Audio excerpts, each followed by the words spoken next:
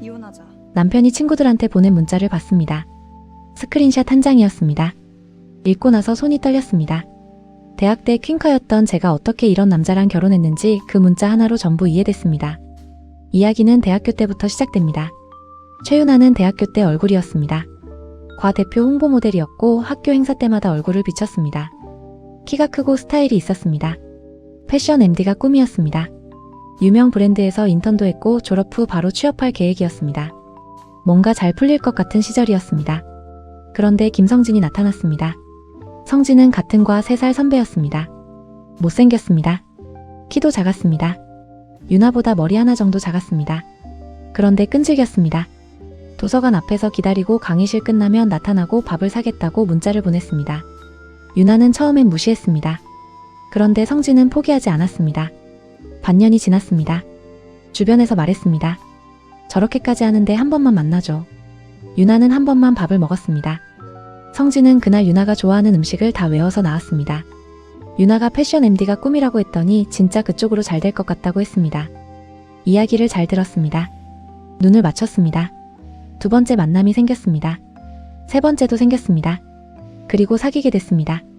유나 주변에서 말들이 나왔습니다. 왜 저 사람이랑 사귀냐고. 더 잘생긴 남자도 많은데. 유나는 웃으며 말했습니다. 못생기고 키 작은 사람이 바람은 안 피운다고. 주변에서 웃었습니다. 유나도 웃었습니다. 그때 소꿉친구 이준호가 그 말을 들었습니다. 준호는 유나랑 초등학교 때부터 알던 사이였습니다. 유나보다 2살 어렸습니다. 말이 없는 편이었습니다. 그날 유나 옆에서 아무 말 안 하고 자리를 떴습니다. 그게 무슨 의미인지 유나는 그때 몰랐습니다. 성진이 취업을 먼저 했습니다. 중견기업 영업직이었습니다. 수입이 안정적이었습니다. 결혼 이야기가 나왔습니다. 성진이 먼저 꺼냈습니다. 유나는 MD 취업을 앞두고 있었습니다.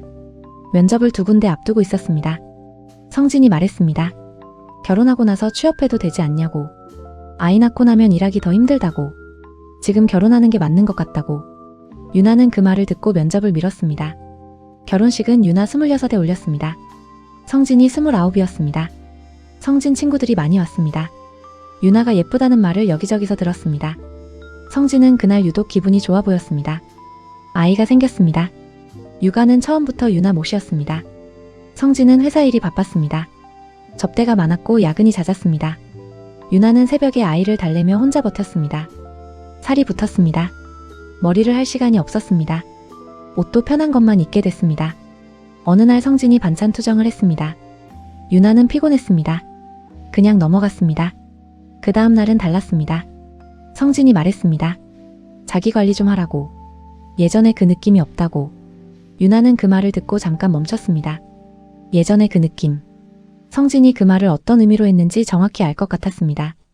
그런데 설명하기가 어려웠습니다. 그냥 넘어갔습니다. 가끔 손님이 오면 성진은 달라졌습니다. 유나한테 살갑게 굴었습니다. 와인을 따라줬습니다. 어깨에 손을 올렸습니다. 손님들은 좋은 남편이라고 했습니다. 유나는 웃었습니다. 이상하게 그 웃음이 어색했습니다. 그리고 잠자리에서 가끔 이상한 말을 했습니다. 아무렇지 않게 던지는 시기였습니다. 대학 때 선배들한테 많이 인기 있었잖아. 그때 어땠어? 유나는 그 말이 불편했습니다. 구체적으로 왜 불편한지 설명하기 어려웠습니다. 성진은 웃으면서 농담이라고 했습니다. 유나는 그냥 넘어갔습니다. 그런 말이 한 번이 아니었습니다. 누구랑 사귀었냐고. 저 선배 좋아했던 거 아니냐고. 말끝을 웃음으로 흐렸지만 유나는 그 말들이 쌓이는 걸 느꼈습니다. 어느 날 준호한테서 연락이 왔습니다. 오랜만이라는 문자였습니다. 유나는 잘 지낸다고 답장을 보냈습니다. 준호는 그냥 그렇구나 했습니다. 그러다 며칠 뒤 준호한테서 다시 연락이 왔습니다. 이번엔 달랐습니다. 유나야 할 말이 있는데. 준호를 만난 건 아이를 재우고 난 저녁이었습니다. 성진은 그날도 접대가 있었습니다. 늦게 들어온다고 했습니다. 유나는 아이를 재우고 나서 집 앞 카페에서 준호를 만났습니다. 준호는 먼저 와 있었습니다. 유나가 들어서는 순간 일어났습니다. 그리고 잠깐 유나를 봤습니다. 뭔가 말하려다가 그냥 앉았습니다. 유나야 오랜만이다. 준호는 핸드폰을 꺼냈습니다. 화면을 돌려서 유나 앞에 내밀었습니다. 스크린샷이었습니다. 남자들 단톡방 화면이었습니다. 발신자가 성진이었습니다. 준호도 그 단톡방에 있었습니다. 대학 동창들 단톡방이었습니다. 유나는 그 화면을 읽기 시작했습니다. 처음엔 술자리 이야기였습니다. 그런데 중간부터 달라졌습니다. 성진이 유나 이야기를 꺼냈습니다. 살이 많이 쪘다고. 요즘 모습이 대학 때랑 다르다고. 그러더니 웃음 이모티콘을 붙이며 말했습니다. 대학 때 퀸카가 이렇게 되는 거 신기하지 않냐고. 유나는 손이 멈췄습니다. 계속 읽었습니다. 다른 사람이 맞장구를 쳤습니다. 성진이 대답했습니다. 뭐 그때도 선배들 사이에서 유명했던 거 알지 않냐? 잘하더라 그런 거. 그거 생각하면 아직도 좀. 유나는 그 문장에서 눈이 멈췄습니다. 잘하더라 그런 거. 자신에 대한 이야기였습니다. 남편이 친구들한테 자신에 대해 그런 말을 했습니다. 대학 때 선배들과 어땠는지, 잠자리에서 어떤지 아무렇지 않게 단톡방에 올렸습니다.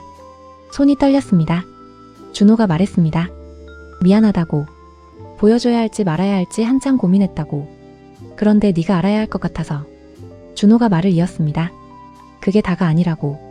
성진이 술집 쪽 여자 연락처를 저장해뒀다는 걸 친구 하나가 봤다고. 카카오톡에 별명까지 붙여놨다고. 유나는 커피를 한 모금 마셨습니다. 손이 계속 떨렸습니다. 집으로 돌아오는 길에 유나는 혼자 걸었습니다. 성진이 잠자리에서 했던 말들이 다시 떠올랐습니다. 대학 때 선배들 이야기. 퀸카라서 그런지 그 말들이 뭘 의미하는지 이제 알 것 같았습니다. 남편이 자신을 사랑해서 집착한 게 아니었습니다. 자기보다 높은 곳에 있던 사람을 잡았다는 우월감이 필요했던 것이었습니다.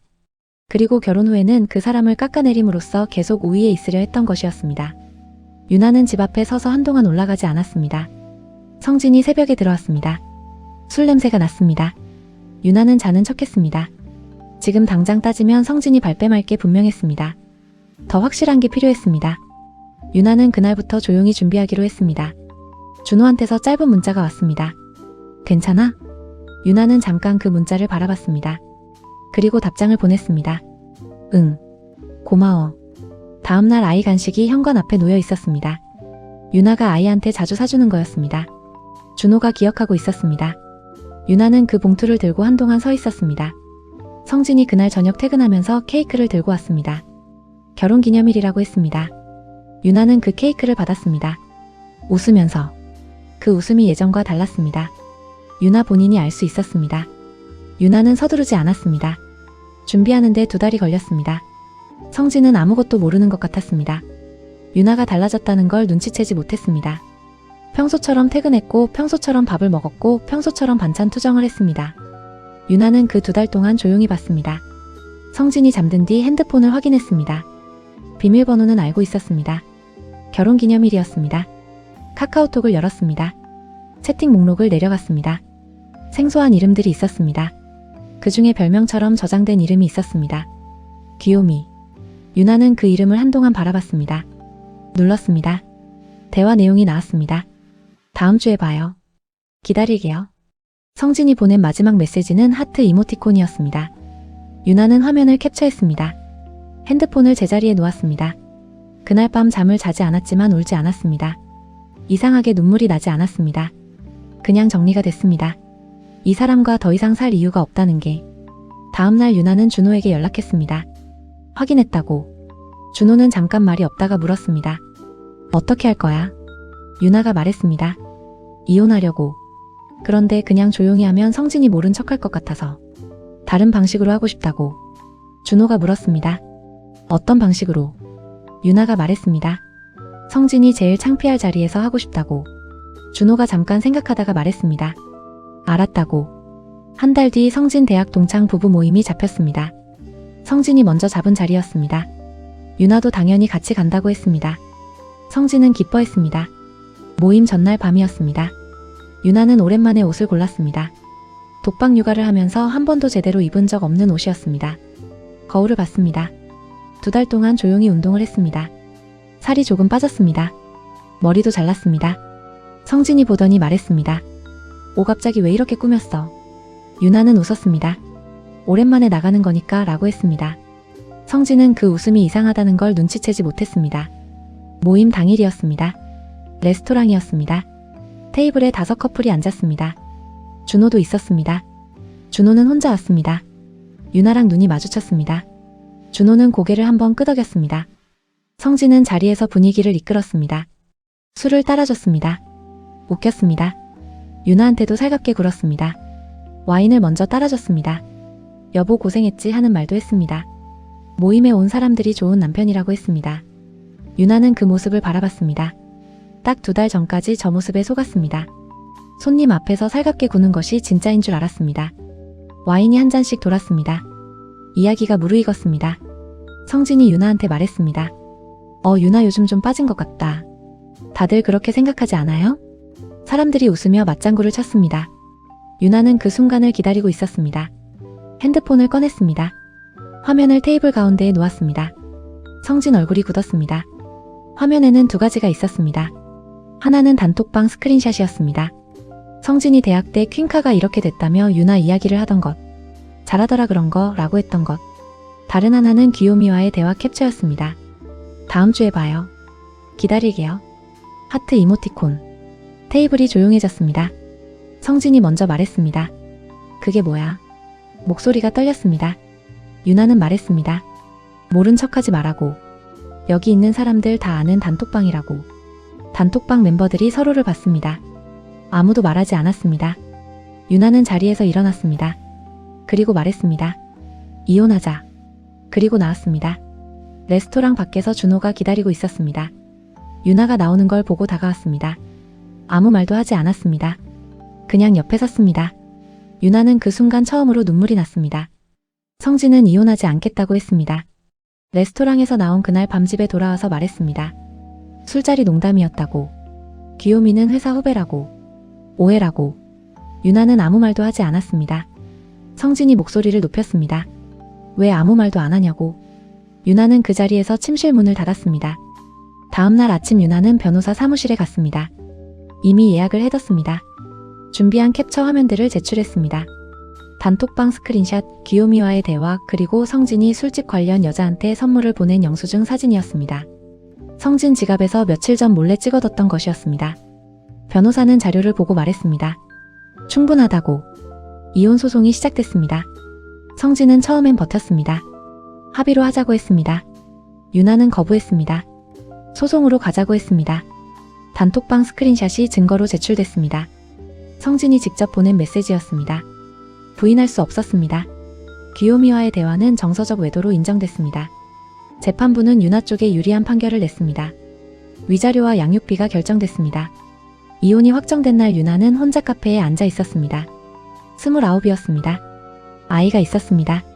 MD 꿈을 포기한 지 3년이 됐습니다. 핸드폰을 들었습니다. 오래전 인턴을 했던 브랜드 디렉터 연락처를 찾았습니다. 저장은 돼 있었습니다. 연락이 끊긴 지 3년이었습니다.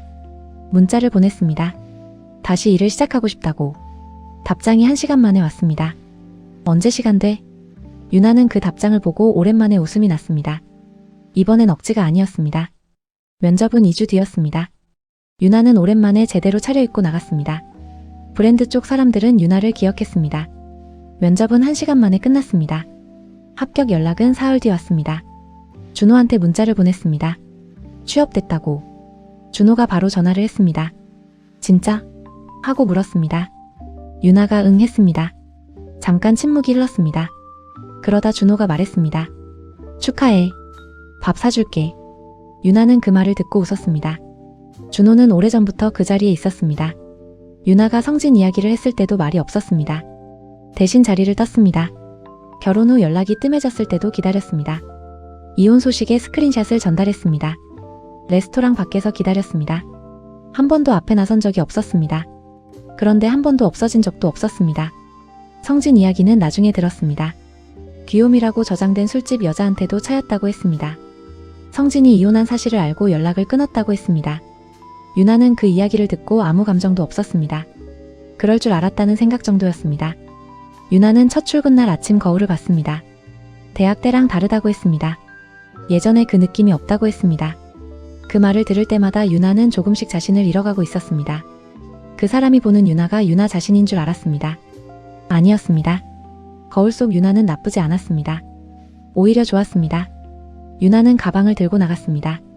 아이를 어린이집에 데려다주고 지하철을 탔습니다. 새 직장 방향이었습니다. 29이었습니다. 이제 시작이었습니다. 준호랑 밥을 먹은 건 첫 출근 다음 날이었습니다. 둘이 오랫동안 밥을 먹었습니다. 준호가 말했습니다. 유나야. 유나가 봤습니다. 준호가 말했습니다. 나 오래전부터 좋아했어. 유나는 그 말을 듣고 잠깐 준호를 봤습니다. 준호는 눈을 피하지 않았습니다. 유나가 말했습니다. 알고 있었어. 준호가 물었습니다. 언제부터? 유나가 말했습니다. 성진이랑 사귄다고 했을 때 자리를 뜨던 날부터. 준호는 아무 말도 하지 않았습니다. 그러다 웃었습니다. 유나도 웃었습니다. 아직 아무것도 시작하지 않았습니다. 그래도 괜찮았습니다. 지금 이 자리가 편한 것만으로도 충분했습니다. 유나는 오랫동안 누군가가 자신을 깎아내리는 말을 들으며 살았습니다. 예전에 그 느낌이 없다는 말을 들을 때마다 자신이 부족한 줄 알았습니다. 그런데 지금 맞은편에 앉은 사람은 달랐습니다. 유나가 패션 MD 꿈을 접었을 때도 줄곧 그 꿈이 어울린다고 생각하고 있었던 사람이었습니다. 그 차이가 컸습니다. 오늘 이야기는 여기까지입니다. 여러분의 등 뒤가 평소보다 서늘하게 느껴지신다면 그건 기분 탓일까요? 아니면 이야기가 아직 끝나지 않은 걸까요? 오늘 이야기가 소름 돋으셨다면 구독과 알림 설정으로 다음 괴담을 기다려주세요. 여러분의 좋아요와 댓글은 제가 더 기괴한 이야기를 찾아오는데 큰 힘이 됩니다. 지금 여러분의 창밖엔 무엇이 보이나요? 지금까지 언노운 썰이었습니다. 오늘도 부디 안녕히 주무십시오.